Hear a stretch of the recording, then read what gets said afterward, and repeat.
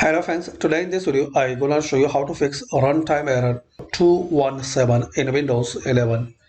So firstly, click on start. Now type cmd. Right click on command prompt and run as administrator. It asks permission, so click on yes. Now type here this simple command sfc space slash scan now. So press and type this command line and press enter. Now guys, it will take couple of minutes, so complete this scanning. And guys, once you complete, type this second command line dism space slash online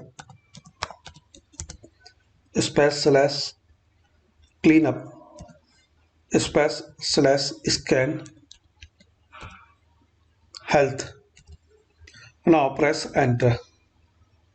Now wait, and guys, this second command also will take some couple of minutes. So once this complete, close it and restart your PC. So hopefully guys, using this two command we can fix and we can resolve runtime error 217 in Windows 11. Thanks for watching guys. Please comment this method work for you or not.